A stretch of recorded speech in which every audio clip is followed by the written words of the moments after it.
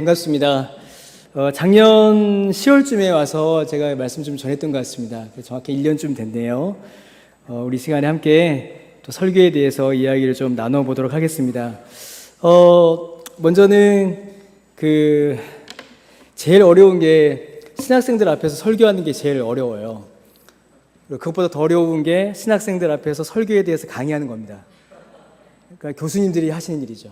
그래서 제가 좀 굉장히 좀 마음이 어렵고 힘들어요. 예, 여러분들의 그 칼 같은 그 눈길을 제가 견디면서 이야기를 나눠보도록 하겠습니다. 여러분, 제가 오늘 여러분과 나눌 이야기는요, 그러니까 설교의 신학, 그러니까 개혁주의 신학과 설교에 대한 내용이 아니에요. 그러니까 그런 원론적이고 신학적인 내용은 제가 할 내용이 아닙니다. 그건 이제 교수님들께 여러분들이 잘 배우셔야 될 내용이에요. 그러니까 제가 여러분들과 나눌 내용은 현장의 이야기입니다. 현장 목회자가 실제로 어떻게 설교를 준비하는지에 대한 이야기를 하는 겁니다. 무엇을 어떻게 준비하고 또 실제로 설교를 행하는 일은 어떤지 이제 그 이야기를 나누려고 합니다. 그래서 제 이야기를 좀 많이 할 거예요. 제 이야기를 하게 되고, 그래서 듣다 보면은 이제 강의니까 제가 드리는 말씀인데 조금 재수 없을 수도 있습니다. 네, 저 사람 뭔데 저러나 그럴 수도 있어요. 그리고 제가 작년에도 똑같은 말씀을 드렸는데 제 역할은 여러분에게 꿈과 희망을 드리는 역할이 아니에요. 예, 제가 작년에 똑같은 말씀 드렸습니다. 제 역할은 그게 아니에요. 저는 여러분에게 꿈과 희망을 드리는 게 아니라 얼마나 이 목회가 또 설교 준비가 자기를 갈아 넣어야 하는가에 대한 이야기를 제가 드리려고 합니다. 주제가 성경적 설교와 설교자라는 이야기를 제가 듣고 참 마음이 힘들었습니다. 근데 부제가 뭐냐면 있죠? 성경적이며 개혁주의적인 설교를 너무나 하고 싶어서 몸부림치고 있는 목사의 설교 준비예요. 이게 제 본심입니다.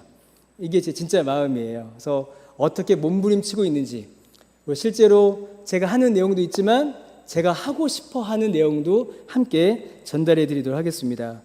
먼저 저의 설교에 대해서 여러분 참고하실 만한 자료가 하나 있는데요. 잘 보이실지 모르겠습니다.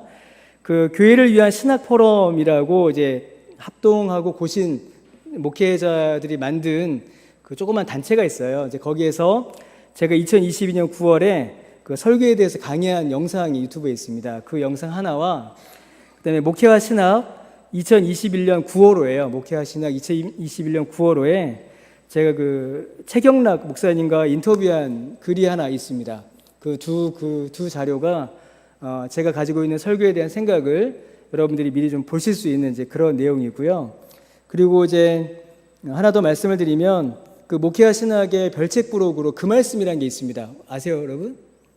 예, 그게 있는데 이제 내년 1월부터 9월까지 매달 제가 이제 주기도문 설교를 올려요. 거기에.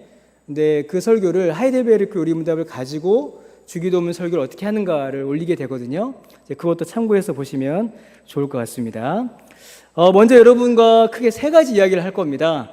웨스터민스터 대요리문답을 통해서 설교를 이야기할 거고요. 두 번째는 실제로 제가 설교 준비하는 과정을 보여드릴 거고, 세 번째는 이제 결론을 좀 말씀을 드리도록 하겠습니다. 먼저는 웨스터민스터 대요리문답이 말하는 설교에 대해서 함께 나누겠습니다. 153문답부터 이제 설교에 대한 내용이 쭉 나와요. 자, 153문답 이제 문답을 같이 한번 나눠서 읽어보겠습니다. 제가 먼저 문을 읽을게요. 우리가 율법을 어김으로 마땅히 받아야 할 하나님의 진노와 저주를 피하도록 하나님께서 우리에게 요구하시는 것은 무엇입니까?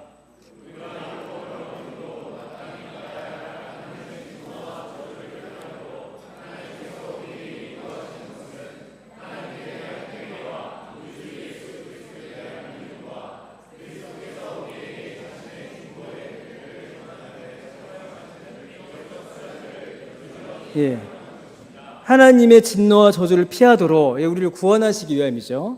하나님께서 우리를 구원하시기 위해서 우리에게 베푸십니다. 그런데 은혜를 베푸시는 것만이 아니라 이 원문을 보게 되면 요구하신다라는 단어를 써요. 우리 여기에도 있죠. 우리에게 요구하신다. 그러면 우리가 외적 수단을 사용하는 것은 우리가 해야 하는 일이라는 겁니다. 해야 하는 의무인 거예요. 성부 하나님을 보세요. 제가 긴장을 해갖고 이렇게 말을 잘 안 저는데, 성부 하나님을 향한 회개, 예수 그리스도를 믿음, 그리고 성령께서 그 은혜를 우리에게 베푸신 외적 수단, 삼위일체 하나님께서 우리를 구원하시기 위하여 우리에게 주시고 우리에게 요구하시는 수단들을 사용해야 돼요. 그러므로 여러분, 성령 충만한 교회는, 성령 충만한 교회, 그리고 성령께서 역사하시는 교회와 성도, 목회자는 은혜의 수단을 부지런히 사용하는 교회입니다. 이거 굉장히 중요해요. 우리가 기본적으로 알고 있는 은혜의 수단을 가볍게 여기는 경향이 조금씩 있는데 그렇지 않습니다.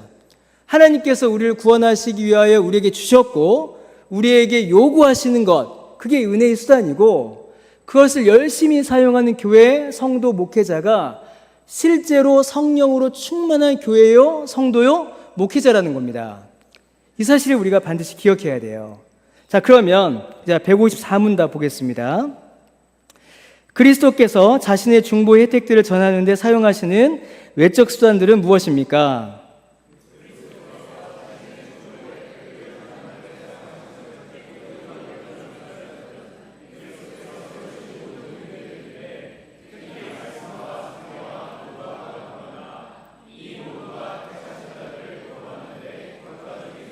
예, 우리 다 아는 이야기죠. 하나님께서 우리를 구원하시는 데 사용하시는 수단, 효과적인 수단, 실제로 그 효과를 일으키는 수단은 말씀, 성례, 기도예요. 대우리 문답은 그렇게 이야기합니다. 말씀은 이제 귀로 듣는 복음이고, 성례는 눈으로 보는 복음이고, 기도는 그 복음의 역사를 소원하고 그 은혜를 경험하게 하는 도구예요. 그러니까 말씀과 성례와 기도를 통하여 우리는 그 구원의 은혜를 더욱더 누리게 됩니다. 자, 여기에서 말씀, 설교가 가지고 있는 궁극적인 목적이 제시돼요. 말씀은 택하신 자들을 구원하는 도구라는 사실이 너무나도 중요합니다. 우리가 왜 설교하는가? 우리의 설교는 무엇을 위한 것인가? 단순해요. 우리의 설교는 하나님께서 택하신 자들을 구원하시는 도구, 곧 구원의 도구입니다. 이게 설교의 본질이에요. 그 내용은 복음이고 그 목적은 구원에 있죠. 그러니까 어떤 것도 이 자리를 대신할 수 없습니다. 설교의 내용이 복음이 아닌 것이 설교의 내용이 될 수 없어요. 그리고 하나님께서 택하신 자들을 구원하는 것 외에 그 어떤 것도 설교의 목적이 될 수 없습니다.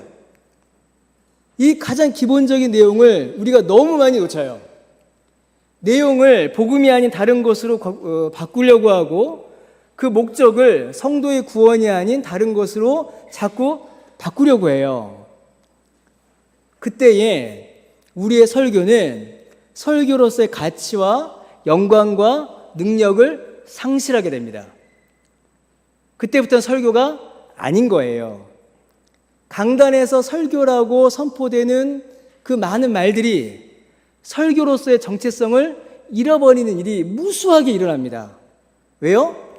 그 내용과 그 목적을 상실할 때, 복음이라는 내용과 구원이라는 목적을 상실하면 그때부터는 설교가 아니게 돼요. 자, 155문답입니다. 말씀이 어떻게 구원을 위해 효과적으로 사용됩니까?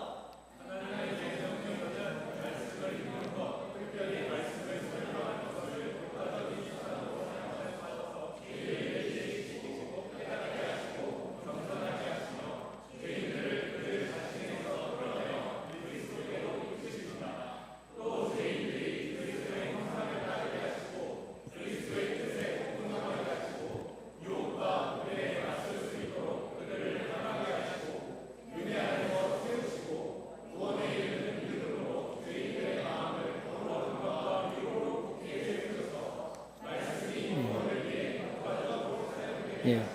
제가 이제 강의 준비하면서 특별히 이 155문답을 이제 읽으면서 예전에도 이제 읽고 했겠죠. 제 개인적으로는 좀 다시금 이제 가슴이 좀 뜨거워지는, 과연 내가 장로교회 목사로서 이렇게 설교하고 있는가, 이렇게 반성하게 되는 좀 그런 시간이 좀 있었어요. 하나님께서는 우리를 구원하시기 위하여 말씀을 사용하십니다. 어떻게 사용하시는가? 개인과 교회 두 방편을 사용하세요. 개인은 성경 읽기, 개인적인 성경 읽기, 여기에는 이제 성경 묵상, 뭐 큐티, 성경 공부 이렇게 들어가겠죠. 교회적으로는 설교, 성경의 교육, 말씀의 교육을 통하여서 하나님께서 말씀을 사용하십니다. 그러므로 이 두 가지는 항상 함께 있어야 돼요. 그러니까 여러분들이 목회하실 때도 이 두 가지는 놓치지 마셔야 됩니다. 성도 개개인이 개인적으로 개인 경건을 위하여 성경을 읽는 것과 교회가 전체적으로 한 말씀 앞에, 설교 앞에 서는 이 두 일이 항상 함께 있어야 돼요. 하나만 해서는 안 됩니다. 하나만 있으면은 정말 그때는 반쪽짜리 말씀 사역이 돼요.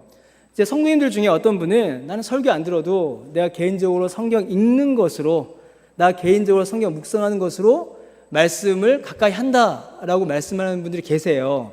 종종 그런 분들이 계십니다. 심지어는 이제 신학생들 중에도 그런 친구들이 예전에 있었어요. 예, 저희 때 있었습니다. 책 풀 때 설교를 안 들어요. 뭐 하나 뒤에서 자기 성경 읽고 있어요. 왜 안 들어요? 그럼 들을 게 없어 그래요.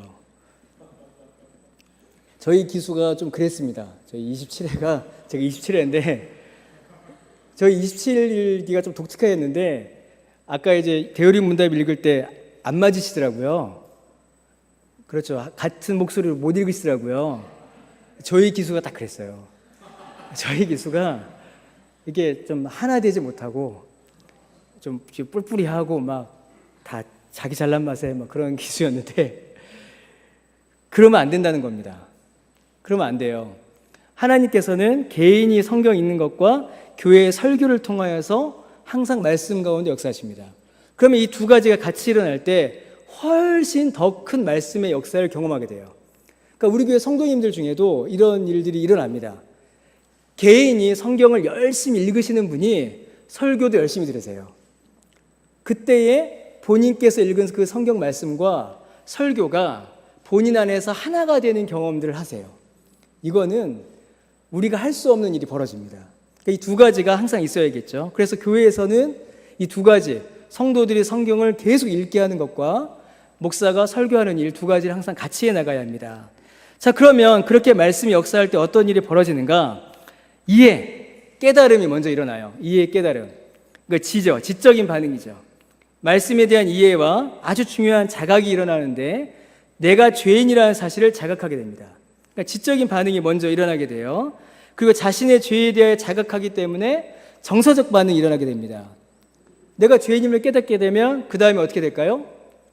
애통함이 일어나게 되겠죠. 회개로 끌어지게 돼요. 깨닫고 정서적 반응이 일어나고 그 다음에 뭐가 일어나냐면 겸손이 나타나요. 낮아짐이 나타나죠. 낮아짐은 의지적 반응이에요. 내가 죄인이라는 사실을 알고 엎드려 하나님 앞에 은혜를 구합니다. 그러니까 깨닫는 것과 지적 반응과 하나님 앞에 죄인됨을 자각하여서 애통하는 정서적 반응과 하나님 앞에 겸손히 자기를 엎드려 은혜를 구하는 의지적 반응이 지정의 전인격적 반응이 말씀을 통하여서 나타나는 거예요. 성도들에게 어떤 반응과 변화를 일으키기 위해서 뭐 어떤 장치들을 활용하는 거 뭐 필요할 수 있을 겁니다. 그런데 말씀 사역이 제대로 되면, 설교가 제대로 전달되면은 성령께서 그 말씀을 통하여 지정의를 변화시키는 일이 일어날 수밖에 없어요. 왜 안 변하나? 성도들이 왜 안 변하나? 제가 얘기했죠. 꿈과 희망을 제가 안 실어드린다고 오늘은. 왜 안 변하냐면 1차적인 이유는 어디에 있냐면 말씀 맡은 우리가 말씀을 똑바로 전하지 않기 때문입니다. 근데 저 같은 목사들이 어떻게 하냐면은 성도들 마음이 강팍하다는 얘기를 먼저 해요. 안 강팍한 사람이 어디 있습니까? 마음이 굳어지지 않은 사람이 오늘 어디 있어요? 그거 깨라고 있는 사람들이 우리들이고 그거 깰 때 사용하는 도구가 설교예요. 그게 제대로 안 되니까 안 변하는 겁니다. 자, 그렇게 지정의 변화가 일어나요. 그러면 어떻게 되는가? 아주 중요한 일이 벌어집니다. 자기 자신에게서 끌어내어 누구에게로 이끌어요? 그리스도에게로 이끈다. 그 제자 훈련, 저희는 제자 훈련 하는데 제자 훈련의 가장 중요한 그 핵심적인 키워드가 자기 중심성에서 그리스도 중심성으로 변화해요. 저는 이제 그게 저에게서 가장 큰 목회의 어떤 목표입니다. 자기 중심성은 죄악의 가장 큰 특징이죠. 하나님 밀어내고 자기가 자기 하나님 되는 거. 그리스도 중심성은 복음과 구원의 가장 큰 특징이에요. 내가 주인 삼은 모든 거 밀어내고 오직 주만이 나의 주인 되시는 거. 그럼 이 일이 어떻게 일어나느냐? 데우리 문답이 뭐라고 합니까? 하나님의 말씀을 바르게 전할 때에 말씀이 성도들 안에서 바르게 선포되고 교육되고 읽어나갈 때에 그런 일들이 일어나간다라는 거예요. 데우리 문답을 좀 보세요. 보셨어요?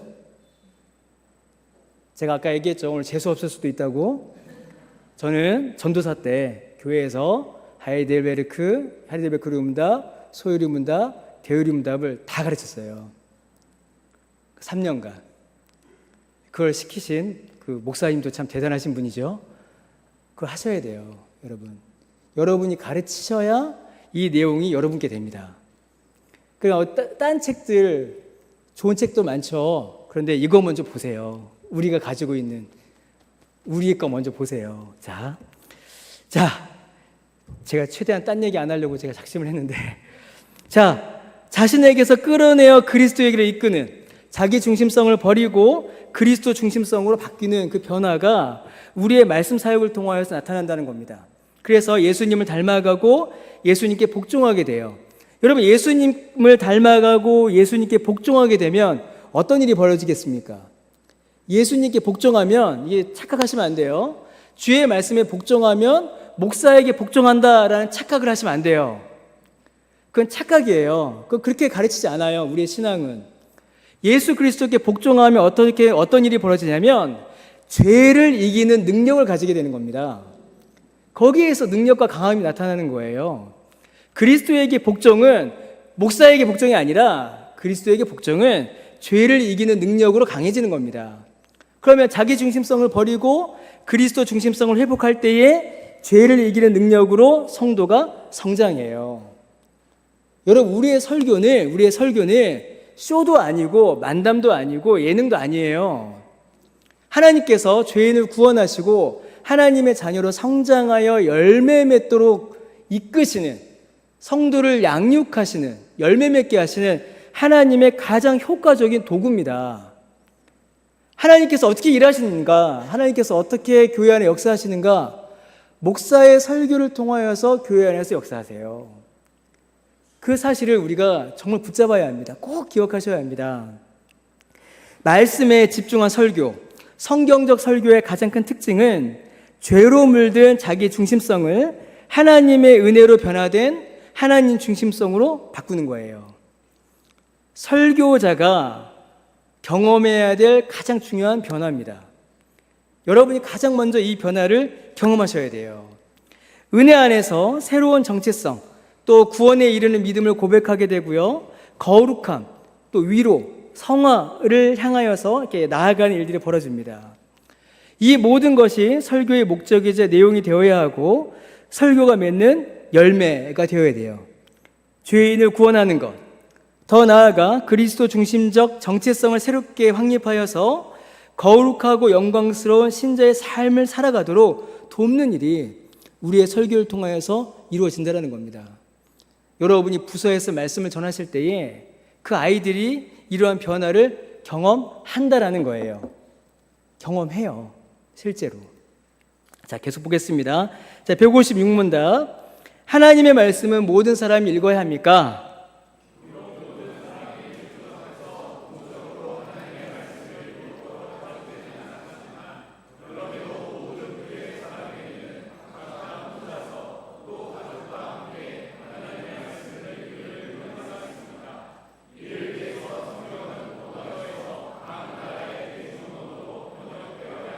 예, 156문답 좀 짧은데요. 성경 읽기가 이제 혼자서 읽어야 되고 반드시 혼자서 개인 경건이죠. 또 가족과 함께 하나님의 말씀을 읽을 의무가 있다라는 말이 뒤에 따라와요. 이제 이 가족과 함께 읽을 의무가 있다. 이제 이 내용들을 이제 청교도들은 가정 예배에 많이 적용을 했습니다. 그래서 아버지가 설교를 듣고 그걸 잘 메모하여서 가정에서 다시 가르치는 역할. 이제 제가 뒤에 가서 이제 설교의 재생산이라는 부분에 대해서 말씀을 드릴 텐데 그런 작용이 계속 이루어졌어요. 그러니까 개인이 성경을 읽고 교회에서 설교를 듣고 교회에서 들은 설교가 집에서 다시 한번 가족들에게 전달되면서 그 설교가 마음에 새겨지는 일들이 벌어지게 되는 거죠. 그때 말씀의 유익을 이제 얻게 되는 겁니다. 자, 157문답 넘어가겠습니다. 하나님의 말씀을 어떻게 읽어야 합니까?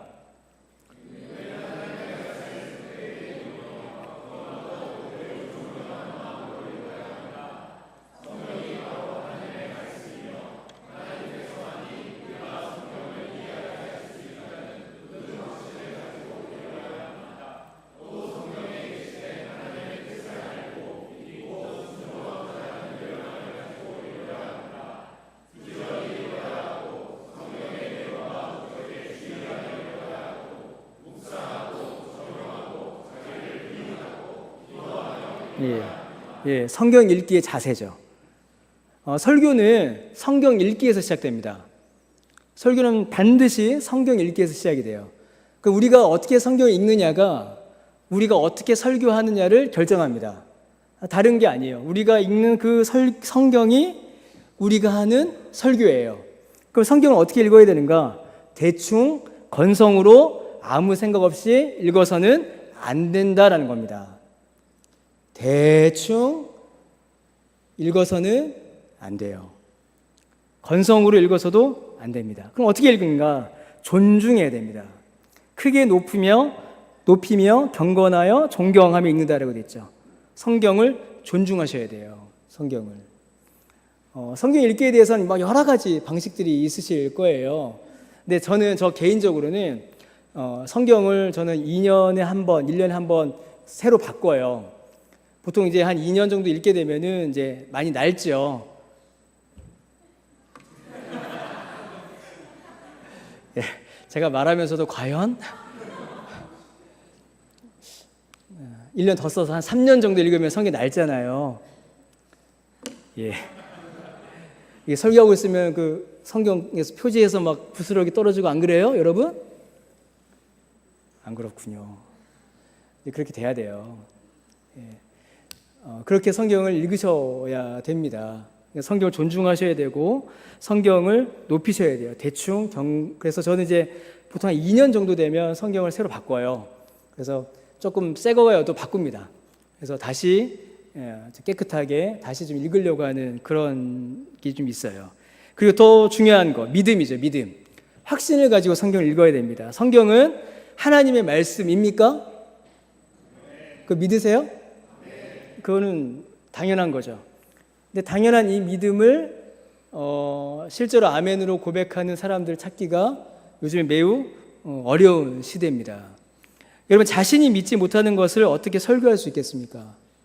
최근에 제가 이제 그 자유주의 신학에 계신 분들, 그리고 자유주의 신학이었을까라고 했는데 좀 이제 다른 교파에 계신 분들과 좀 이렇게 대화를 나눈 적이 있었어요. 근데 그분들의 고민 중에 하나가 뭐였냐면 이제 설교를 할 수 없는 겁니다. 설교를. 본인이 믿지 못하는데 그걸 어떻게 전할 수가 있겠습니까? 여러분, 오병이어를 믿지 못하는데 굶주려 있는 성도에게 찾아가서 하나님께서 당신의 삶을 고쳐주실 것입니다라고 어떻게 설교할 수 있겠어요? 예수님께서 병자를 고쳐주셨다라는 것을 믿지 못하는데 병든 사람 찾아가서 어떻게 하나님이 당신을 고쳐주실 것입니다라고 기도하고 설교할 수 있겠습니까? 성경을 하나님의 말씀으로 믿지 못하면 그 성경을 설교할 수 없어요. 먹이시고 돌보시는 하나님을 믿지 못하는데 어떻게 환자를 신방하고 가난하고 절망한 사람을 위해서 설교하고 위로할 수 있겠습니까? 이사야를 읽으면서 위로하시고 구원하시는 하나님을 설교해야 되는데 여기 위로하고 구원하는 하나님의 종은 말이지 후대에 이렇게 첨가되고 이래버리면 설교가 되겠습니까? 내가 믿지 못하는 걸 설교한다. 그건 거짓말이죠. 그건 거짓말하는 겁니다. 어느 날 저희 큰아들이 한참 신앙의 그 사춘기에 빠져갖고 지금도 이제 헤매고 있는데 한 번은 저한테 눈물을 뚝뚝 흘리면서 저한테 도전하는 거예요. 뭐라고 하냐면 아빠 연기하는 것 같아 이러는 거예요. 갑자기 저한테 딱 오더니만 이놈 새끼 아빠 연기하는 것 같아. 왜? 아빠 소설 이야기하는 것 같아. 왜냐하면 이 녀석은 성경을 하나님의 말씀으로 믿지 못하거든요. 믿지 못했거든요. 지금은 믿나 모르겠습니다. 믿지 못했거든요. 머리가 커지고 막 생각이 들어오고 하면서 합리적으로, 과학적으로, 이성적으로, 논리적으로 말이 되지 않는 것들이 자기 아빠 입을 통하여서 선포가 되고 있으니까, 전해지고 있으니까 이 녀석이 마음이 괴로웠던 거예요. 그러니까 저한테 와서 아빠 거짓말하는 것 같아. 여러분이 설교하셔야 되는 회중은 다 그런 분들입니다. 그런 분들에게 우리가 이 성경을 전해야 되는데 우리가 성경을 믿지 않는다, 하나님의 말씀을 믿지 못한다. 그럼 어떻게 설교할 수 있겠어요? 설교 못합니다. 그래서 개혁신학이 중요합니다. 그래서 개혁주의 안에 있을 때에 비로소 우리가 제대로 설교할 수가 있어요. 그거 꼭 기억하셔야 합니다. 성경을 잘 읽어야 설교를 잘할 수 있습니다. 설교를 잘하고 싶다. 그러면 성경을 잘 읽으셔야 돼요. 나는 왜 설교가 안 될까? 성경을 제대로 읽지 않기 때문입니다. 대충 읽어서 그래요. 여러분의 성경 읽기가 여러분의 설교를 결정합니다. 성경을 읽지 않고 성경을 제대로 믿지 않고 설교할 수 없고, 그렇게 설교해서도 안 돼요. 설교는 내가 읽은 성경을 성도들에게 전하는 것이기 때문입니다. 이 사실 꼭 기억하셔야 합니다. 자, 158문답. 누가 하나님의 말씀을 설교할 수 있습니까?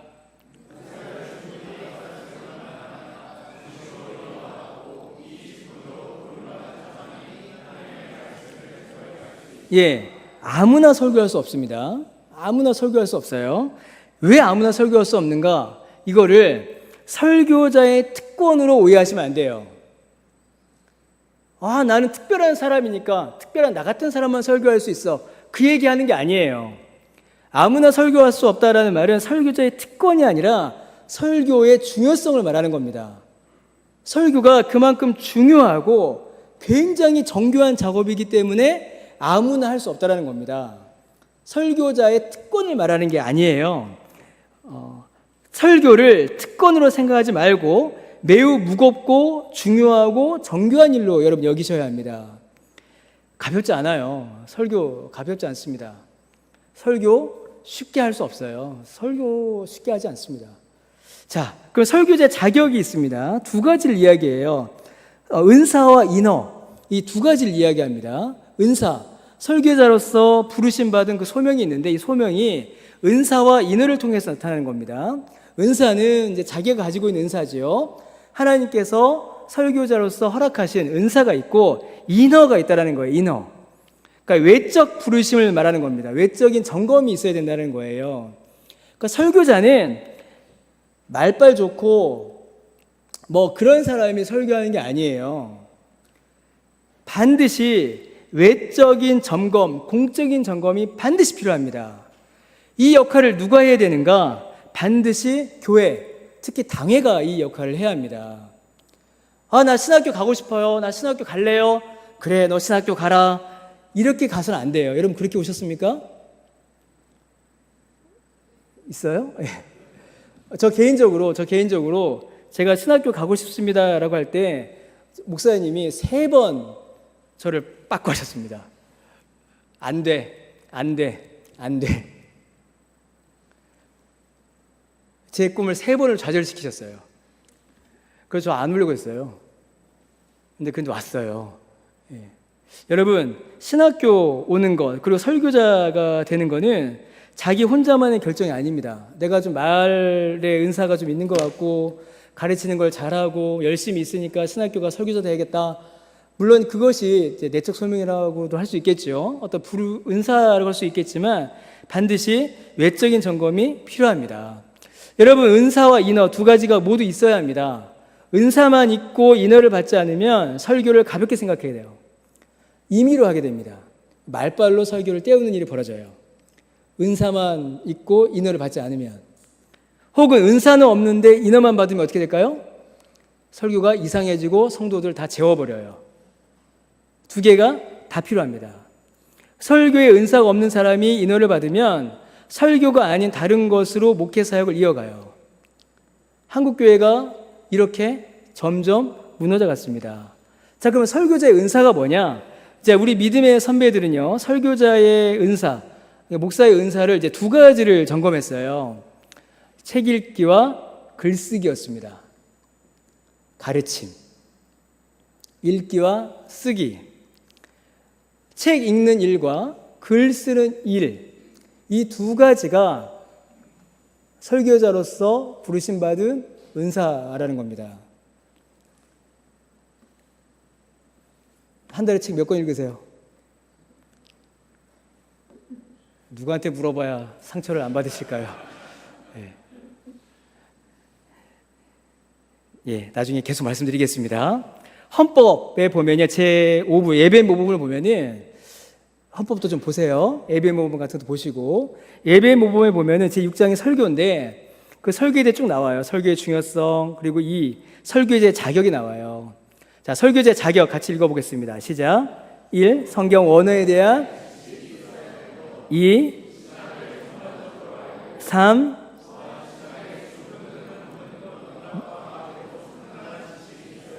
4.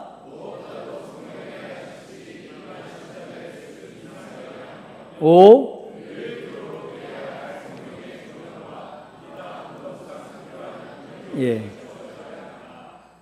제가 초두에 말씀드렸죠. 제가 신학, 영적인 이야기, 그런 얘기하는 거 아닙니다. 저는 오늘 진짜 실제적인 이야기만 할 거예요.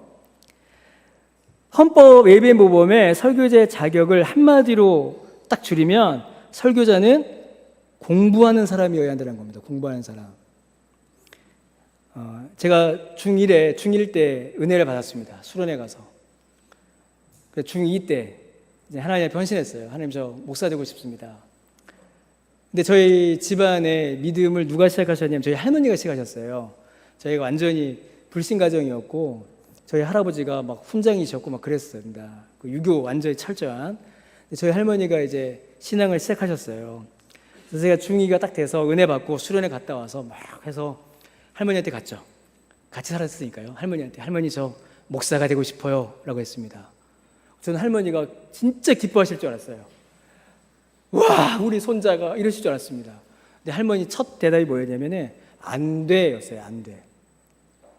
그러니까 저는 목사 되고 싶습니다라고 할 때 그래 해 하는 말을 못 들었어요. 별로 이제 안 될 것처럼 보였나 봐요. 저 할머니가 안 돼였어요. 안 돼. 이유가 뭐였냐면 제 평생 잊지 못합니다. 제가 천국 가서 물어볼 거예요. 저는 뭐라고 하셨냐면 너처럼 공부 못하는 애는 목사를 하면 안 돼 였어요. 제가요, 여러분, 아까 얘기했죠. 재수없는 얘기 좀 할 거라고. 제가 중2 때 평균이 98.99점이었습니다. 제가 중학교 때 중1 때부터 중3 때까지 죄송해요. 전교 3등 밖으로 나가본 적이 없어요. 항상 저랑 친구 한 3, 4명이서 돌아가면서 했어요. 그런데 할머니가 너처럼 공부 못하는, 너처럼 공부하기 싫어하는 애는 목사하면 안 돼. 제가 그 말이 너무 충격을 받은 겁니다. 너무. 그러니까 저희 할머니가 보시기에 목사는 성경을 끼고 사는 사람이었습니다. 그 성경을 읽고 저희 할머니가 성경을 저희 기억에 할머니 돌아가실 때까지 성경을 필사하셨는데 그 성경의 깊은 뜻을 깨닫고 전하는 데에는 공부가 필요했다라는 것을 할머니가 저에게 말씀해 주신 거예요. 여러분, 이 예배 모범에 있는 것처럼 설교자는 성경과 신학, 그리고 신학에 수종든 학문, 문학과 과학, 진정한 문과, 이과 통합이 여기서 일어나는 겁니다.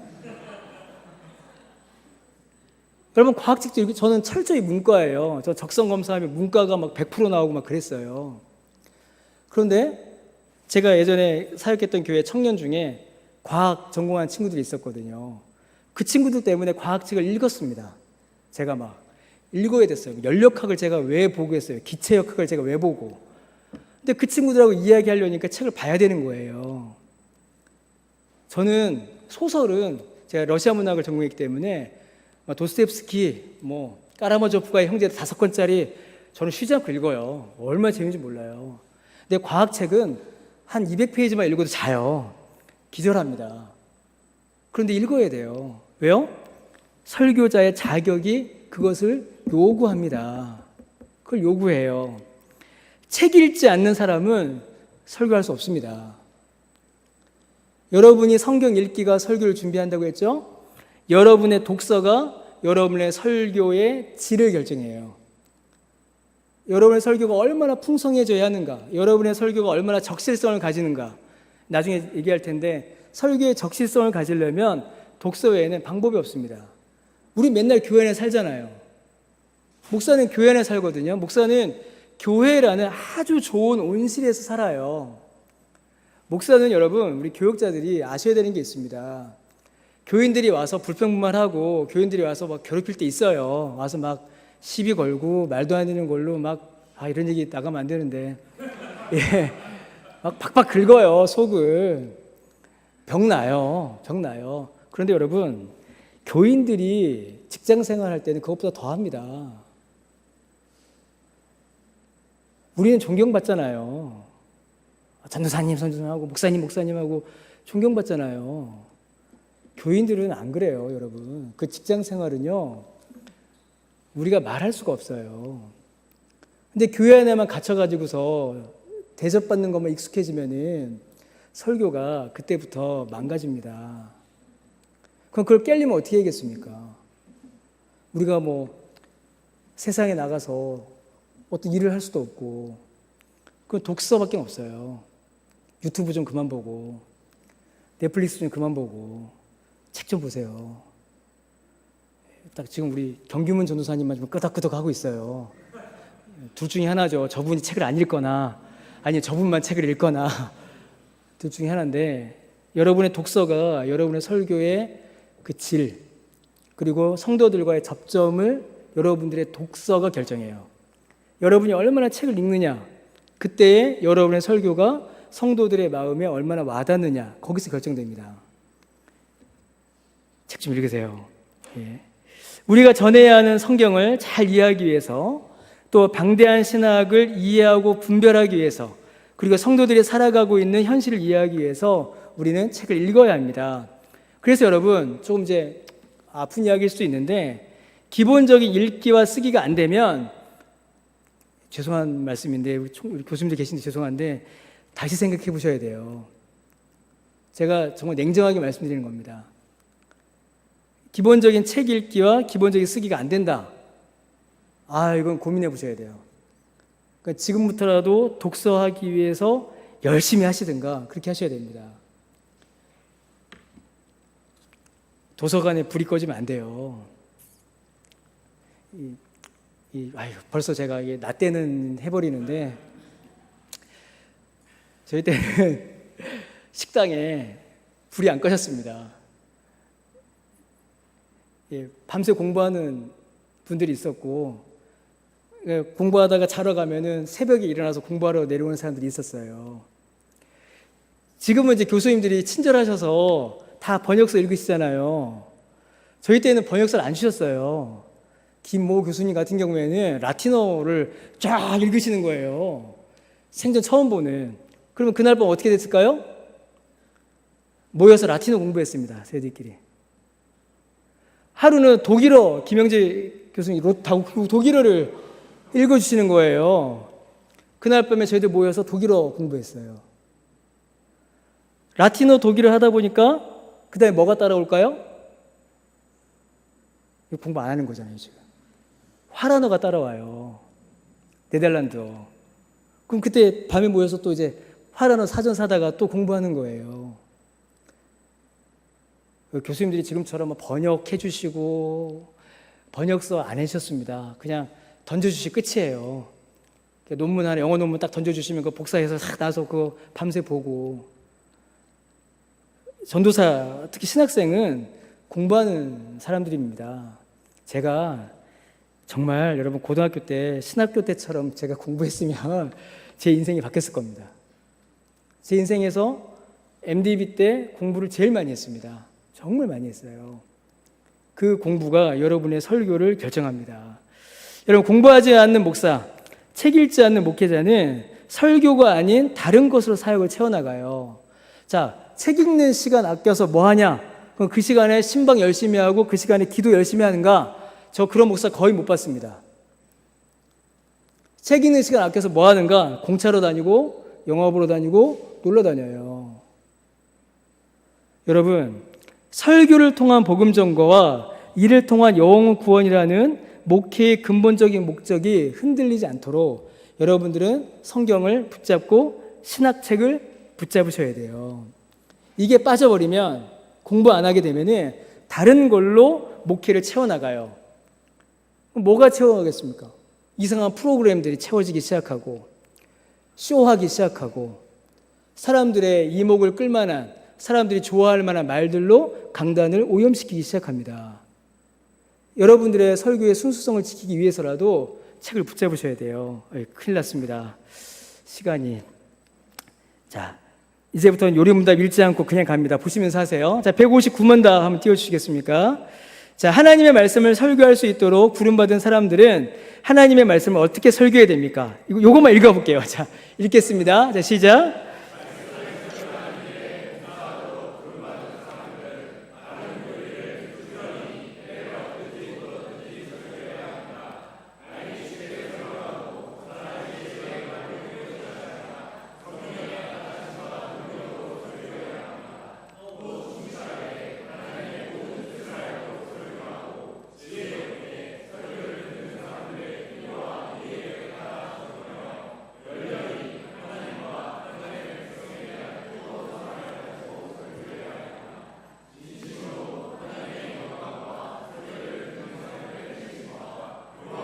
그렇죠.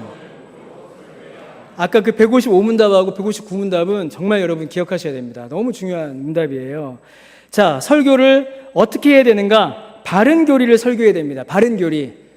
우리말로 바른 신학이죠. 곧 개혁주의 신학을 우리는 전해야 합니다. 우리의 바탕이자 우리가 전해야 하는 내용의 본질이 바로 여기에 있습니다.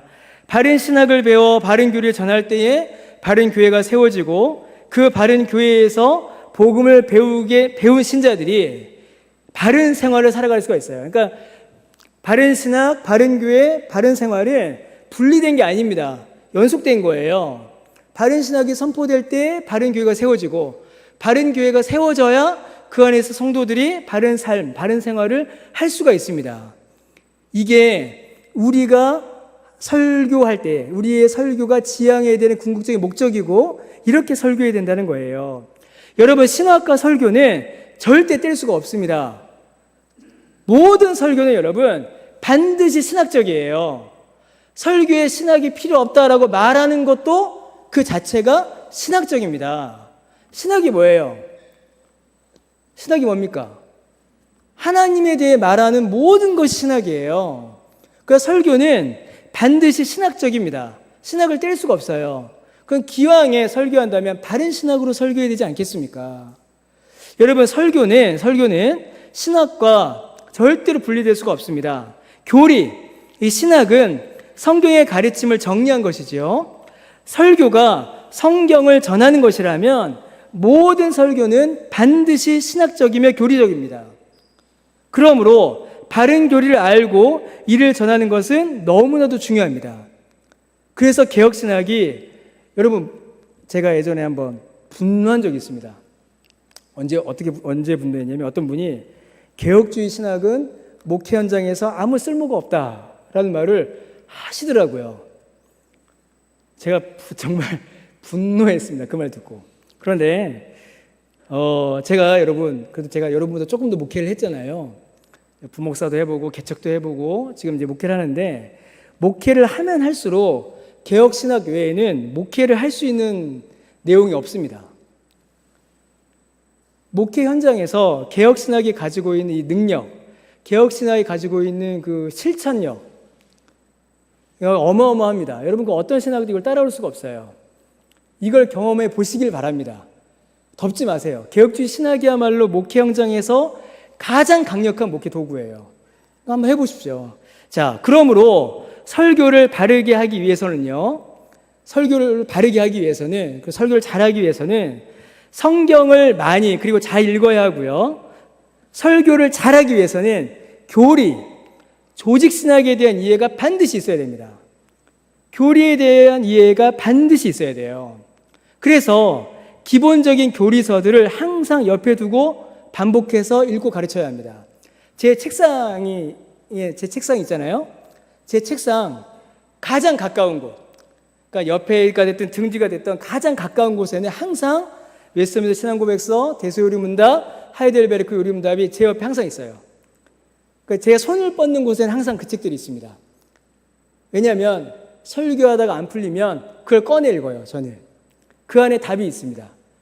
너무나도 실천적이고 너무나도 성경적인 답이 그 안에 있어요. 그걸 덮으시면 안 돼요.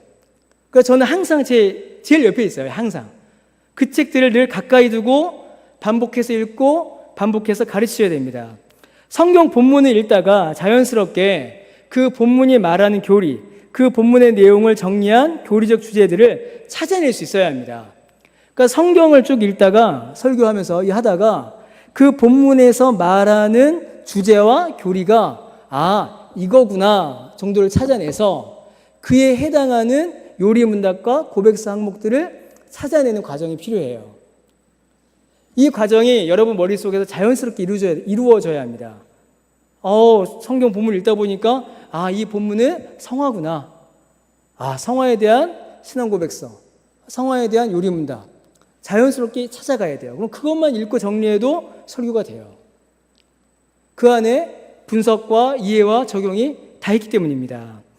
여러분, 바른 교리에 대한 이해가 있는가? 그리고 바른 교리를 공부하고 있는가? 충분히 배워서 충실히 전할 수 있는가? 이 부분에 대한 반성과 점검이 반드시 필요합니다. 그 신학생 때 그거를 꼭 하셔야 돼요. 그 과정을. 오늘날 설교의 문제는요, 여러분. 제 현장에서 설교하고 제가 그 교회에서 이제 배려해 주셔서 5개월간 제가 쉬었습니다. 5개월간 이제 교회 쉬었는데 5개월간 이제 쉬면서 많은 교회를 가서 설교를 들었어요. 매주. 그런데 오늘날 설교의 문제는 뭐냐면요. 교리를 많이 전해서가 아닙니다. 교리를 많이 전해서가 아니에요. 오늘날 교회 문제는 교리를 충분히 그리고 바르게 전하지 않아서 설교가 망가져요. 교리는 설교를 견고하게 세워주는 어떤 기둥, 틀, 울타리 역할을 해줍니다. 그러니까 건전한 교리가 없으면요, 설교가 우후죽순 예전에 김성수 목사님 은퇴하신 구약을 가르치실 때 제가 수업 시간에 질문을 하나 했습니다. 엉뚱한 질문 하나 했죠. 그러니까 김성수 교수님이 저한테 뭐라고 하셨냐면 제가 어디 고삐 뿔린 망아지처럼 날뛰냐고 저한테 그러신 적 있으세요. 근데 우리가 교리적 틀이 제대로 갖추어지지 않으면 우리 설교가 그렇게 돼요. 고삐 풀린 망아지처럼, 고삐 풀린 그 목줄 풀린 강아지처럼 막 뛰어다닙니다. 그러다가 성도들의 영혼을 망쳐요. 그러니까 교리적 건전함, 교리적 틀이 정말 튼튼히 있어야 합니다. 자, C.S. 루이스가 순전한 기독교에서 뭐라고 했냐면요. 같이 한번 읽어보겠습니다. 자, 시작.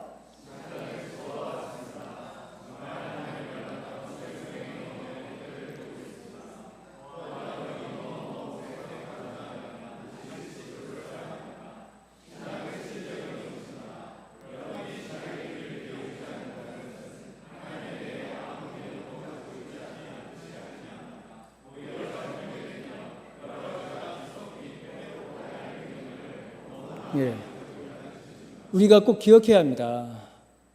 설교하는, 성경을 전하는 우리는 이 사실을 정말 기억하셔야 합니다.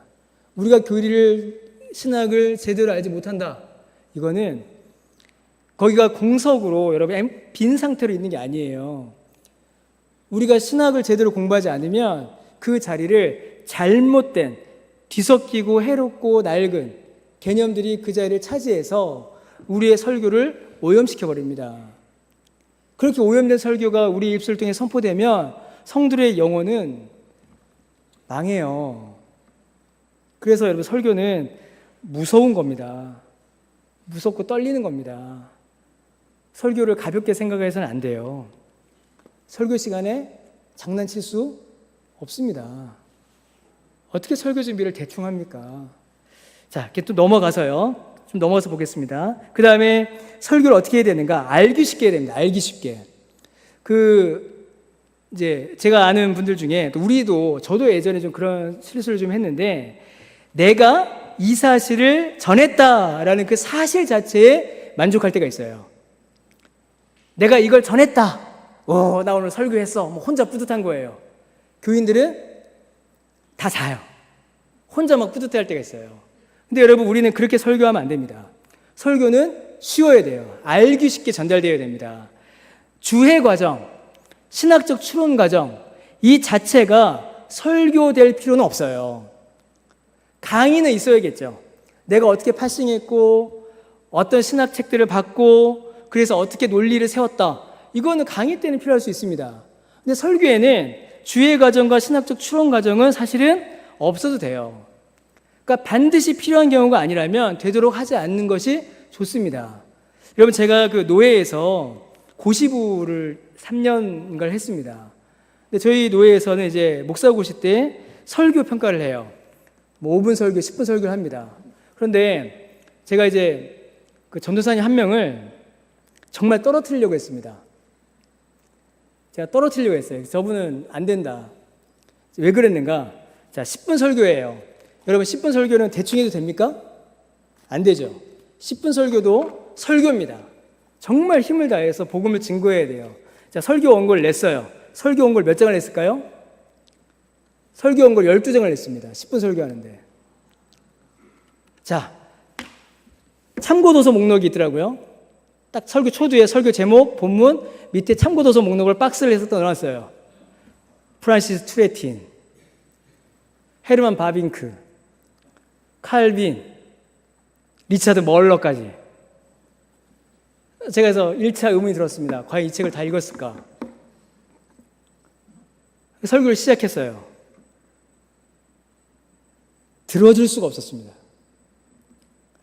그분은 내가 이걸 읽었다, 내가 이걸 전한다, 청중이, 회중이 듣든가 말든가 상관없어요. 거기에 만족하고 있는 건 그건 설교하는 게 아니에요.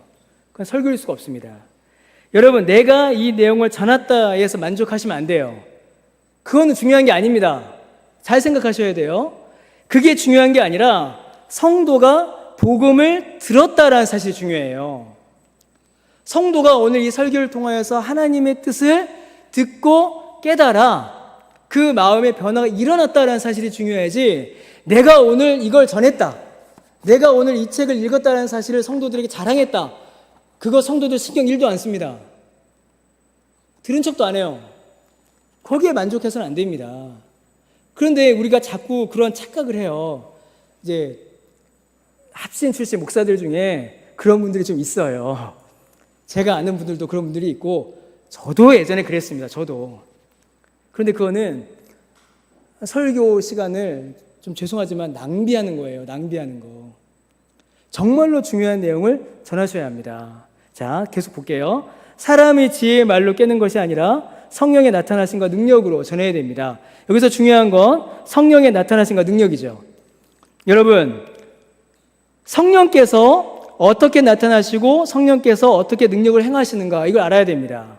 성령의 나타나심과 능력, 이러니까 환상 보고 음성 듣고 손에서 장풍 나가고 이런 걸로 설교한다 착각하시면 안 돼요. 이건 그 얘기를 하는 게 아니에요.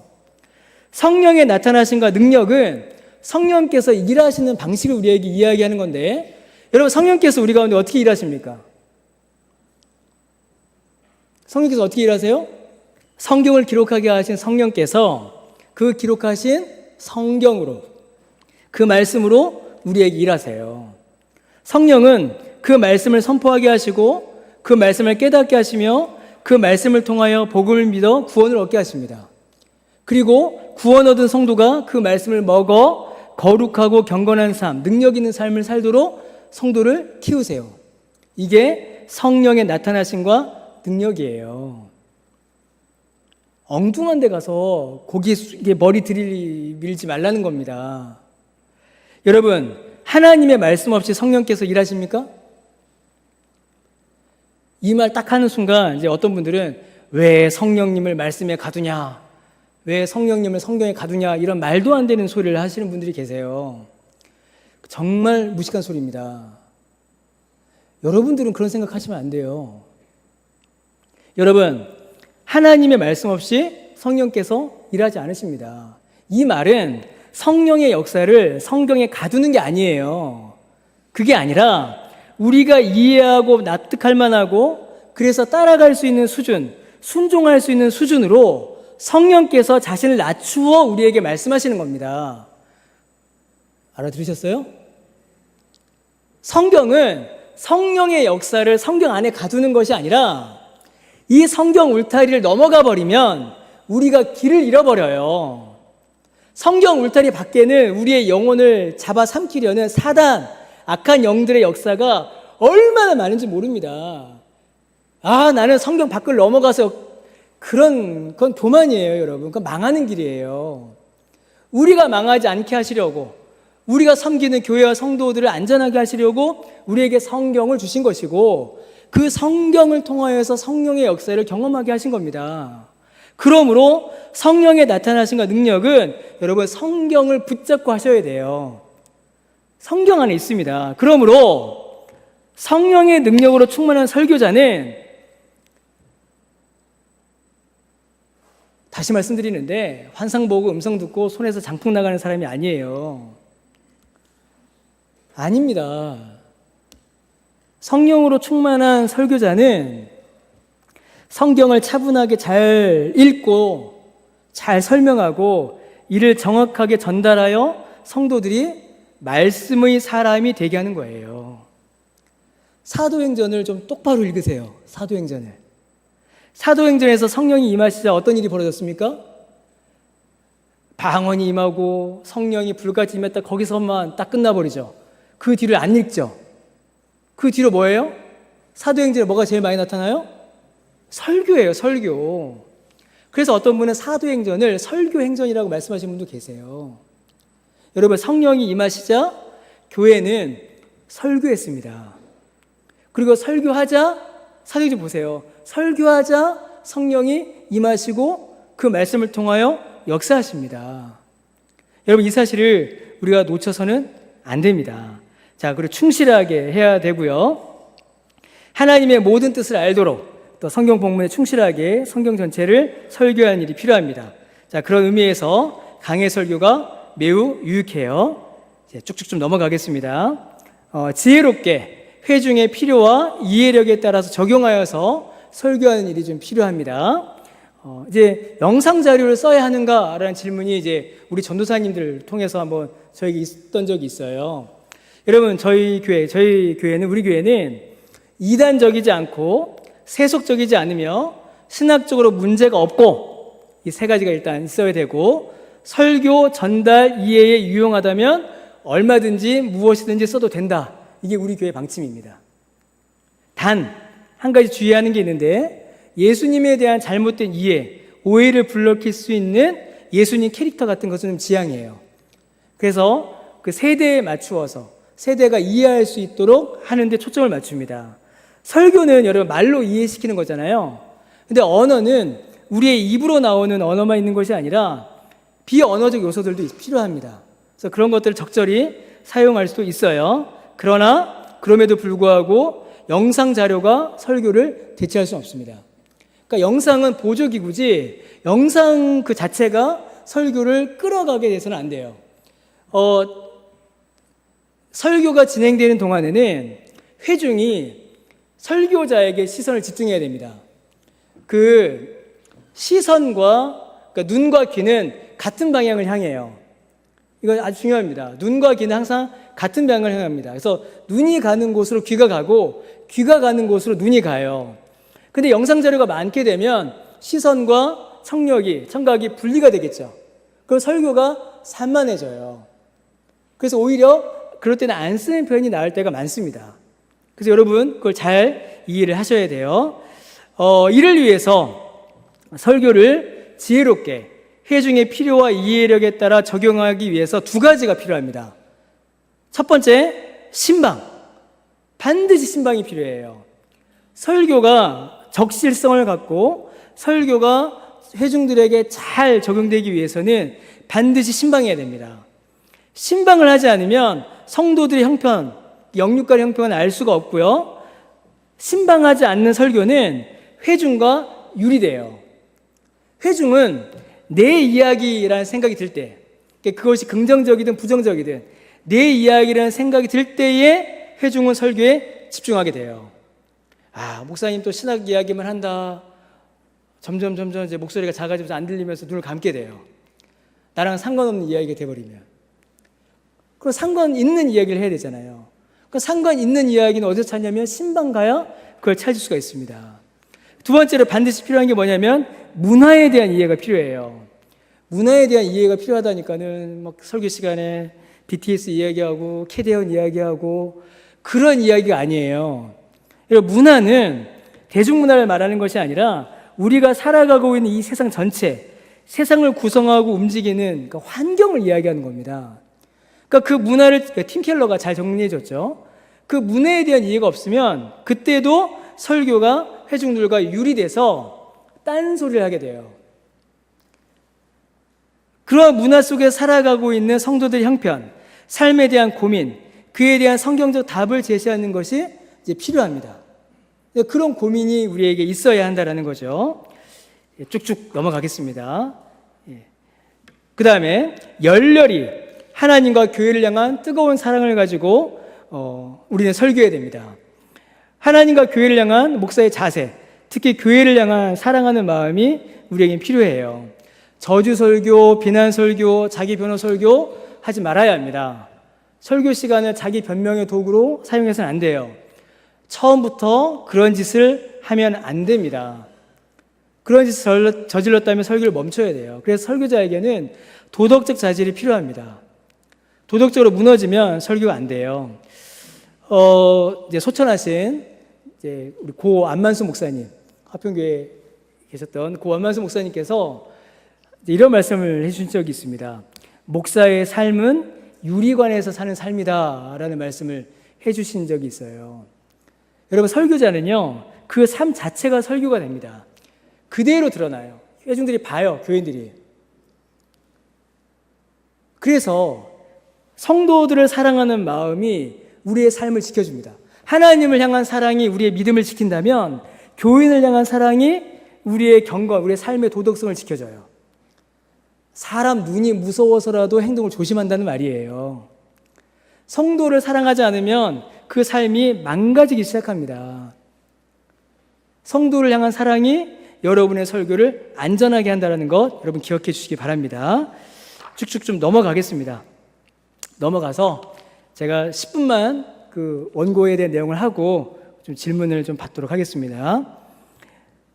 설교 준비와 작성의 실제에 대해서 좀 이야기를 하겠습니다. 여기서부터 여러분 좀 더 흥미를 가지지 않을까 싶은데요. 여러분, 설교는 기본적으로 세 가지라는 걸 기억하셔야 돼요. 설교는 읽기, 쓰기, 말하기입니다. 알고 계셨나요? 예.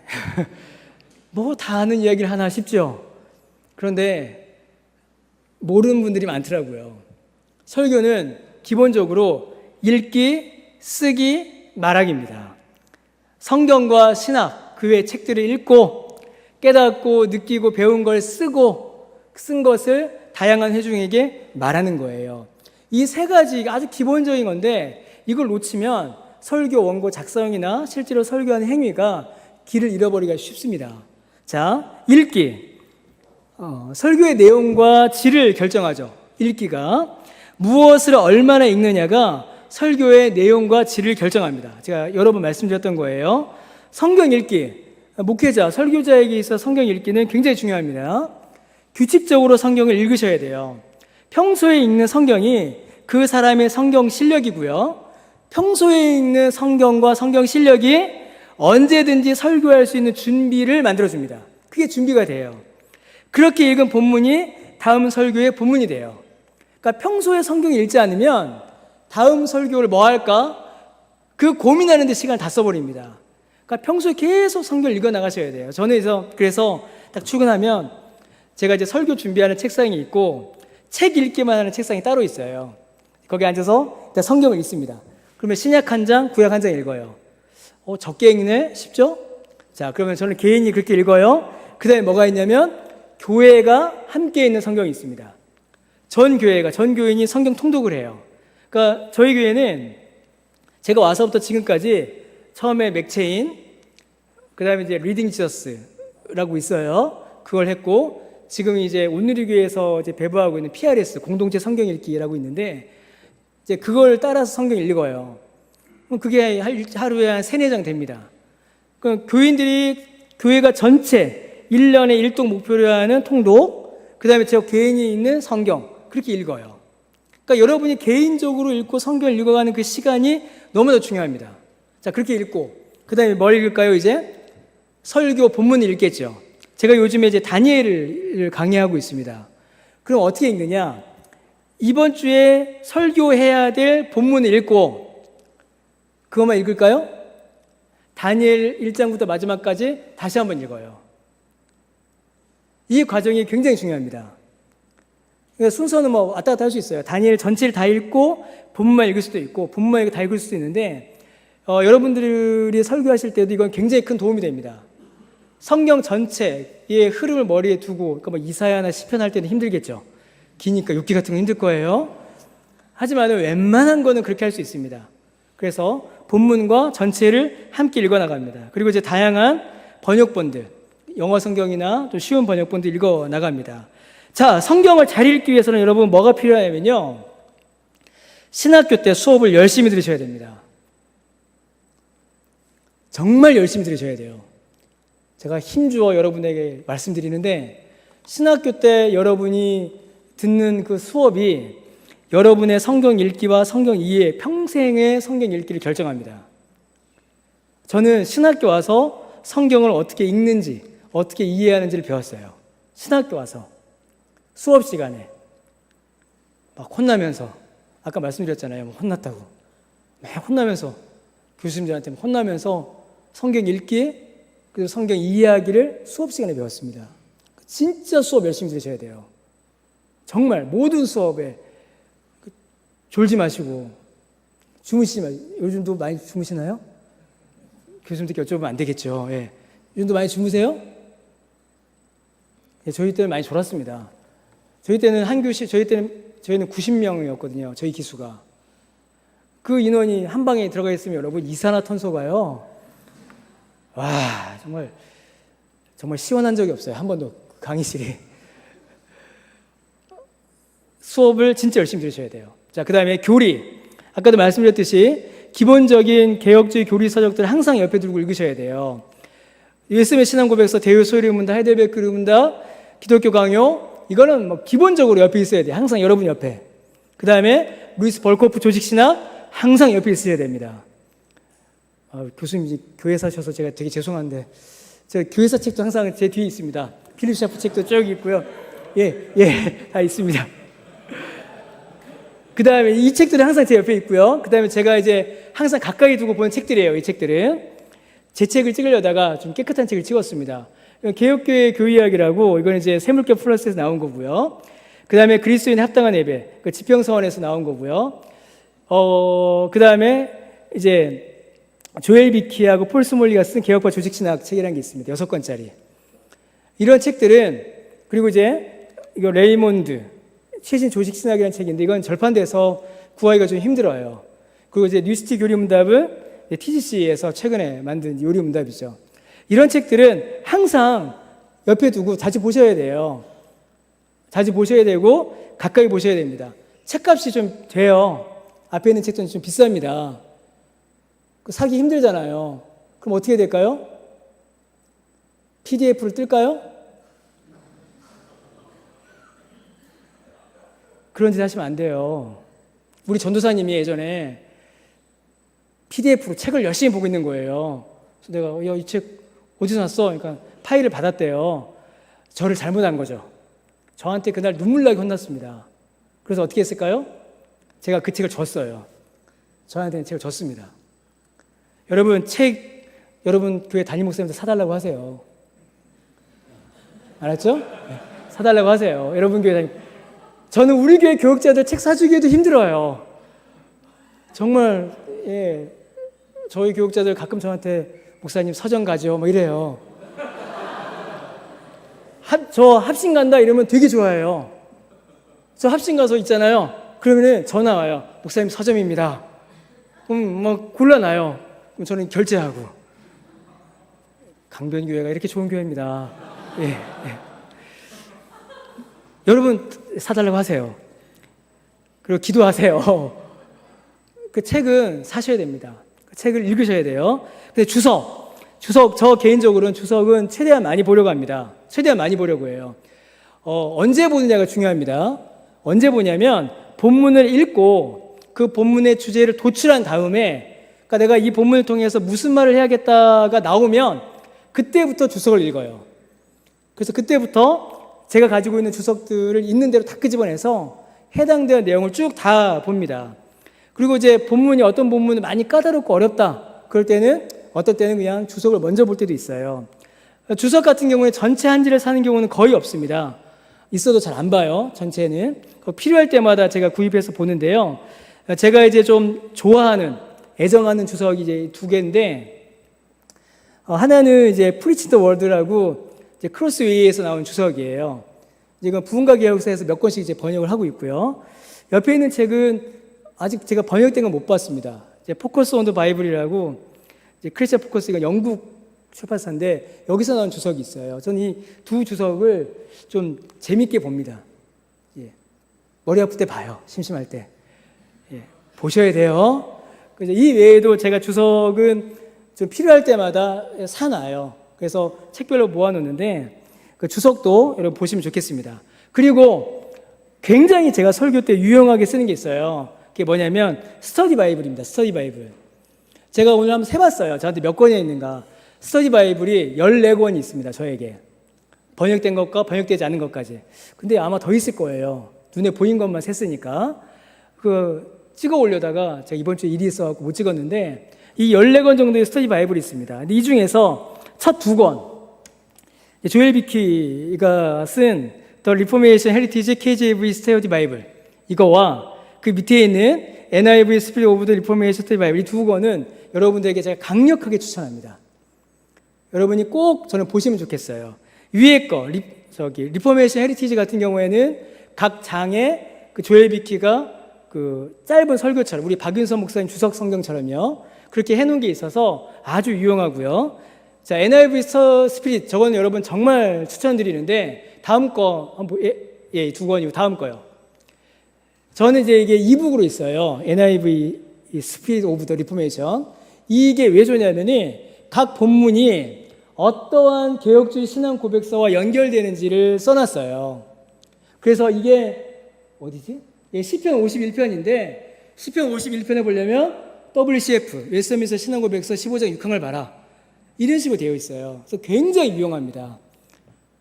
그래서 이 책도 여러분들 있으시면은 굉장히 좋겠습니다. 그래서 필요하시면 저는 이제 이북으로 있어요. 그래서 아이패드에 넣어서 이제 다니면서 보는데 필요하게 보시면 좋겠습니다.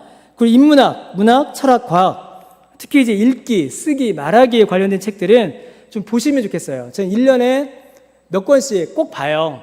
그래서 생각을 넓혀주는 독서법, 저건 이번 추석 명절 때 제가 본 책입니다. 쭉 봤고, 그 다음에 우리 글 바로쓰기, 이호덕 선생님이 쓴 책인데, 저 책은 오래된 책인데 제가 그냥 글쓰기에 관련돼서 볼 때 읽은 책이고요. 유시민 씨가 쓴 책인데 글쓰기에 관해서는 제가 볼 때 글쓰기만 놓고 봤을 때는 저 책이 굉장히 저에게 유용했어요.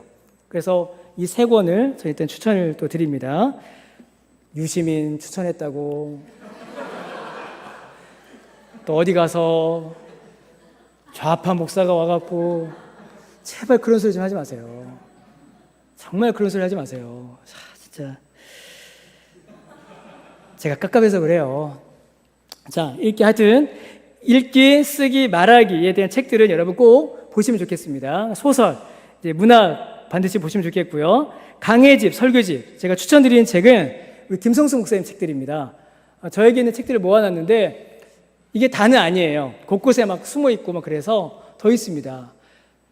바라고 원하고 소원하기는 우리 합신 서점에 제발 저 책들이 한 권도 남아있지 않기를 저는 간절히 바랍니다. 올 때마다 남아있고 올 때마다 서전 주사님이 목사님 아니면 사갈 사람이 없어요 이러면서 저한테 파시고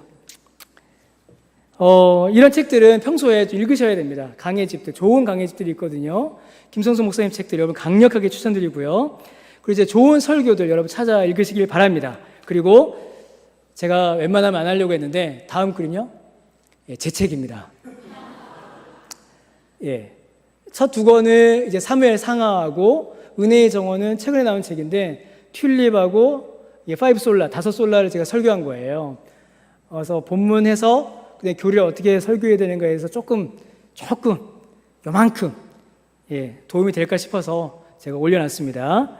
자, 그러면 저는 이제 설교 준비를 할 때 어떻게 책을 읽냐면요, 먼저는 본문 읽기를 합니다. 아까 말씀드렸죠. 본문 읽고 그 다음에 주제 도출하고 그 다음에 주석을 읽어요. 순서를 좀 바꿔놨는데 주제 도출할 때 주제가 나올 때 주석을 읽고 그 해당 조직 신학과 신앙 고백서와 관련된 신앙 서적, 일반 서적을 다 읽습니다. 최대한 읽어요. 그래서 보통 한 주에 제가 읽는 책이 3권에서 4권입니다. 한 주에. 완전히 읽는 거 아닙니다. 놀라지 마세요. 저도 사람이기 때문에 다 못 읽어요. 발췌독, 부분 읽는 겁니다. 그러니까 한 달에 제가 읽는 책이 발췌독까지 하면은 한 10권은 넘는 것 같아요. 전체 읽는 건 한 2-3권 정도 읽고 갑니다. 잠을 자지 않고 놀지 않고 읽으면 읽을 수 있습니다. 읽으셔야 돼요. 그 다음에 쓰기. 큰일 났네요. 중요한 것만 하겠습니다. 쓰기. 설교의 그릇이에요. 쓰기는. 읽기가 이거 잘못 써놨네요. 쓰기는 요리입니다. 요리. 읽기가 재료라면 쓰기는 요리예요. 그래서 글쓰기 공부를 반드시 하셔야 됩니다. 글쓰기 공부. 글쓰기에 관련된 책을 읽으셔야 돼요. 요즘에 이제 아이들, 중고등부한테도 논술 공부하거든요. 논술. 그럼 요즘 아이들이 읽기 쓰기가 얼마나 앞서 있는지 모릅니다. 요즘 중고등학생들이요. 그래서 그 책을 쓰는 거에 대한 책들, 그 좋은 원고가 좋은 설교를 결정합니다. 그래서 원고를 여러분 잘 쓰셔야 돼요.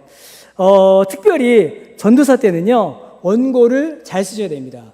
그러니까 저는 이제 원고 없이 하는 설교는 별로 이렇게 추천하지 않습니다. 스펄전 같은 경우에는 원고 없이 설교했다고 했는데, 원고 없이 설교했다는 말이 즉흥 설교했다는 얘기 아니에요. 그 목회자 후보생들에게라는 책을 보면은 스펄전은 대충 그냥 즉흥 설교를 오히려 스펄전은 좋아하지 않습니다. 뭐라고 하냐면요, 스펄전이 성령께서는 즉흥 목회를 통해서 성도들에게 영적인 양식을 제공하겠다고 약속하신 일이 한 번도 없다, 이렇게 얘기해요. 그 스펄전 같은 경우에도 이렇게 설교 노트, 메모를 가지고 올라가서 설교했습니다. 그러니까 여러분이 만약에 원고 없이 설교하고 싶다면 스펄전만큼 공부하시면 돼요. 스펄전만큼 실력 있으면 됩니다. 성경 66권 다 머리에 있고 조직신학, 개혁주의 신학, 교회사까지 여러분들 머리에 딱 있으면 그때 원고 없이 올라가셔도 돼요. 그게 아니라면 원고를 쓰셔야 됩니다. 그 원고를 어떻게 써야 되는가? 자, 큰 틀에서는 정확한 주의, 풍성한 교리, 적실한 적용, 이 3가지가 중요합니다. 정확하게 주의하셔야 돼요. 그러니까 본문을 정확하게 읽으셔야 됩니다. 제가 아모스를 설교할 때가 있었어요. 아모스. 근데 아모스 2장 7절에 부자가 나오잖아요. 근데 제가 저 부자, 리치맨, 돈 많은 사람으로 읽은 거예요. 그래서 그렇게 설교를 해서 원고를 들고 올라갔어요. 근데 이제 그 설교하기 직전에 담임 목사님께서, 그때 최덕수 목사님이신데, 최덕수 목사님께서 저를 아셨는지 이제 성경 봉독을 하시잖아요. 성경 봉독을 하시면서 여기서 부자는 아버지와 아들입니다, 이러신 거예요. 와, 정말 저를 살려주셨죠. 그 순간 제가 막 이렇게 그러니까 여러분, 우리가 이런 실수를 해요. 그러니까 원문을 보면 제일 좋겠지만 원문 볼 시간이 없다면 최소한 영어 성경이라도. 그러니까 옛날 성경은 한자가 병기가 되어 있어서 좀 이제 그런 실수가 적었는데 요즘 없잖아요. 그래서 정확한 주에 본문을 정확하게 읽는 게 필요하고요. 그 다음에 교리를 또 정확하게 읽으셔야 되는데, 교리를 이야기할 때는 표현을 좀 조심하셔야 됩니다. 그러니까 어떤 신학적인 용어라든가 신학자의 이름을 직접 거론하는 것은 성도들이 설교에서 멀어지게 되는 계기가 돼요. 헤르만 바빙크가 이렇게 말했습니다 하는 순간 설교가 헤르만 바빙크의 이야기가 돼버려요. 그때는 우리의 믿음의 조상들이, 믿음의 선배들이 이렇게 이야기했습니다 라고 말하는 게 좋습니다. 개혁주의 구원론은 이래버린 순간 지금부터 우리 목사님 또 신학 이야기하는구나 이렇게 돼요. 그때는 어떻게 해야 될까요? 하나님께서 우리를 구원하신 이야기, 하나님께서 우리를 어떻게 구원하셨냐면 이렇게 하셔야 돼요. 그러니까 그런 세심한 표현들을 친절하게 하실 때에 성도들이 설교에 더 집중하게 됩니다. 그 다음에 적실성, 현실과 관계가 있어야 돼요. 적용은 적실성이 있어야 됩니다. 실제로 실천 가능한 그런 내용들을 성도들에게 적용으로 주어져야겠죠. 자, 그 다음에 설교 원고를 쓸 때 제가 이제 마음에 늘 품고 있는 게 있는데 세 가지의 또 원칙이 있어요. 합당하고 조화로우며 문맥적으로 자연스러워야 됩니다. 그러니까 이 세 가지는 제가 설교 원고를 다 쓰고 난 다음에 점검하는 세 가지 기준이에요. 그러니까 내가 쓴 이 설교 원고가 교리적으로 합당한가? 그래서 교리책을 다시 한번 보고 논리적으로 조화를 이루는가? 그러니까 이 설교 전체가 하나의 주제를 전하고 있는지 아니면 설교의 안에서 논리적 충돌이 일어나고 있지 않은지. 그래서 이 논리적 충돌을 피하기 위해서 제일 좋은 방법이 뭐냐면 한 줄 쓰기입니다. 한 줄 쓰기. 오늘 내가 전하고 싶은 설교를 한 줄로 쓰고 그 한 줄로부터 설교를 쓰는 거고요. 설교 원고를 다 쓰고 난 다음에 이 설교 원고를 한 줄로 요약하는 거예요. 그러니까 저는 한 줄 써서 쓰고 한 줄 씁니다. 그래서 한 줄로 요약되는 설교, 이게 논리적 조화를 이루고요. 그 다음에 문맥적인 자연스러움, 말이 되는 설교가 돼야 됩니다. 말이 되는 설교. 그래서 맞춤법, 문장의 호응, 시제, 주어와 서술의 연결, 부사구 사용, 높임말 이런 것도 신경 쓰셔야 돼요. 그래서 국어 공부를 잘해야 합니다. 국어 공부를 열심히 하셔야 돼요. 책을 많이 읽으셔야 합니다. 실제로 저는 이제 설교를 어떻게 쓰냐면요. 메모합니다. 메모. 항상 메모해요. 핸드폰이 됐든 핸드폰 녹음이 됐든 항상 메모합니다. 그래서 메모에다가 설교 아이디를 기억하고요. 그 다음에 개요를 씁니다. 저는 이 개요 작업이 설교를 쓰는 그 전체 시간에 한 5, 60%가 돼요. 60% 가까이 되는 것 같아요. 그러니까 거의 설교 초고가 이제 이때 나옵니다. 근데 시각화예요. 제가 가지고 있는 생각을 시각화합니다. 다음 거 보실래요? 예. 제가 그냥 설교 준비하다 찍어봤어요. 제 책상에 항상 있는 저 노란 종이들. 그래서 빨간 펜, 파란 펜, 그리고 원고 놓고서 설교 본문을 읽고 어떻게 설교할 건지를 쫙 써요. 그래서 개요 작업을 합니다. 거의 이제 설교 초고를 이렇게 쓰죠. 그 다음에 설교 타이핑을 해요. 그 설교 개요 쓸 때에 많이 씁니다. 저거는 최종본이고 거의 저 두꺼운 노란색 메모 패드를 한 달에 한 2권까지 정도 쓰는 것 같아요. 굉장히 많이 씁니다. 그래서 그걸 갖고 이제 원고를 써요. 타이핑합니다. 타이핑하는 시간은 그렇게 길지 않아요. 이미 다 돼 있으니까. 그리고 여러분이 원고 쓸 때는 일종의 형식, 여러분이 쓰시기 좋은 템플릿이 일단 있으셔야 되고요. 토식까지 완전한 문장을 쓰고 퇴고합니다. 퇴고 작업이 한 30-40% 돼요. 전체 시간에. 다음 분 보시겠어요? 예, 이게 이제 타이핑하는 거예요. 다음. 예, 이게 퇴고입니다. 원고 다 프린트해서 빨간 펜 하나 딱 들고 쫙쫙쫙쫙 써나갑니다. 그래서 다 지어나가고 어때 새로 쓰기도 하고 막 그래요. 그리고 마지막 하나가 중요한 거 있는데 서론 날리기를 합니다. 저는 서론 날리기. 이제 최덕수 목사님께 배운 건데 설교를 다 쓰고 서론을 지워버려요. 그러니까 제가 생각할 때 서론이 있는 부분들. 왜냐하면 우리가 생각하는 서론이 실제로는 서론이 아닐 때가 많습니다. 그게 뭐냐면 본문으로 들어가기 위한 신학적 전제. 그러니까 죄송합니다. 교수님들 설교가 그럴 때가 많으세요. 본문으로 들어가기 전에 이 본문을 알려면 신학적인 전제가 필요하거든요. 우리가 그걸 보고 배웠기 때문에 우리 설교도 그래요. 그래서 설교를 다 쓰고 저는 서론을 날려버려요. 그러면 제가 생각할 때 본론인데 사실은 그 안에 서론이 있습니다. 질문에 누가 서론 물어보셨는데 그렇게 하시면 돼요. 그러면은 거기서부터 설교가 자연스럽게 시작됩니다. 그럼 이렇게 서론 날리면 설교가 한 30% 줄어요. 얼마나 좋은지 모릅니다. 설교 시간 주니까. 자, 말하기. 여러분 알아서 말 잘하세요. 넘어갑니다. 결론만 말씀드릴게요. 결론. 죄송합니다. 질의응답 받을 시간이 없네요. 결론. 그래도 설교입니다. 하나님께서 지금도 설교를 사용하세요. 그리고 여러분, 설교에 대한 고민을 멈추지 마셔야 합니다. 그래서 설교에 대한 책들을 읽으셔야 돼요. 건전한 설교에 대한 책들. 그 다음요. 다음 거 보실래요? 예, 제가 그냥 뽑아봤어요. 제가 도움받은 설교에 대한 책들이 뭐가 있나? 더 많습니다. 근데 제가 그냥 도움받은 책들이에요. 이 책들 제가 읽고서 설교에 대한 책들 도움을 많이 받았는데, 좋은 저자, 경건한 저자, 이런 책들은 읽으세요. 읽고 여러분들끼리 함께 나누기도 하시고 토론도 하시면 좋겠습니다. 좋은 설교 많이 드시고요. 그리고 책 많이 읽으십시오. 옷을 팔아 책을 사야 합니다. 죄송한 이야기지만 제가 전도사 때 1학년 때 한 달에 사례가 30만 원이 안 됐습니다. 교회가 어려웠어요. 그것도 이제 못 받을 때가 많았습니다. 한 달에 30만 원 못 받고 그런데 제가 한 달에 책을 30만 원치 샀습니다. 얼마나 저희 집사람이 고생했겠습니까? 한 달에 30만 원 사례를 받는데 30만 원치 책을 샀어요.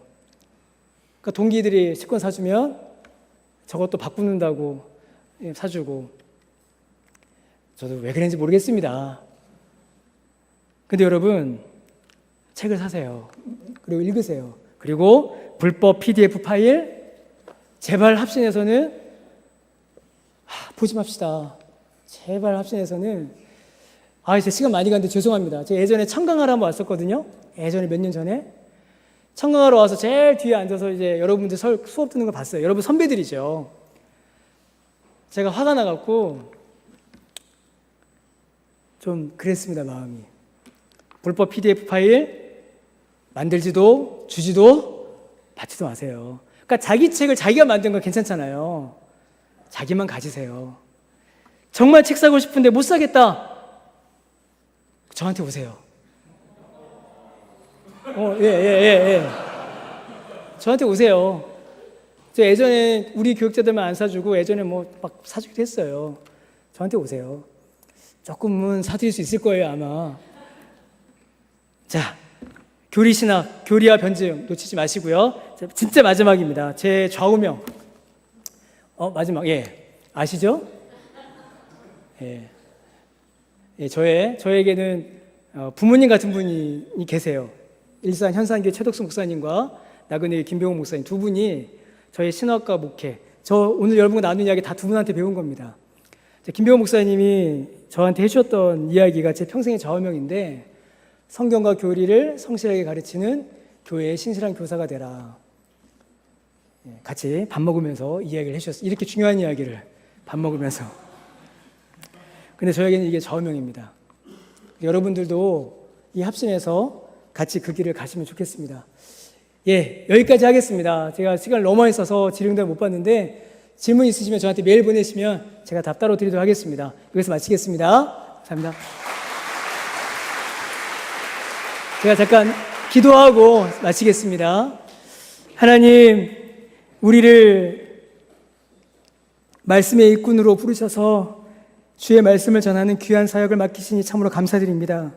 우리에게 맡기신 이 사역 힘을 다하여 마음을 다하여 감당하는 우리 모두가 되도록 참으로 우리 합신 교역자들이, 합신 교회가 말씀이 흐려져가는 이 시대 가운데에 주의 말씀이 견고히 세워질 수 있도록 주여 은혜를 베풀어 주옵소서.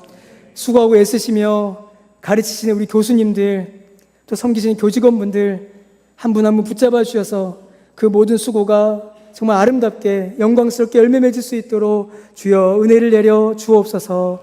감사드리며 예수님의 이름으로 기도드립니다. 아멘.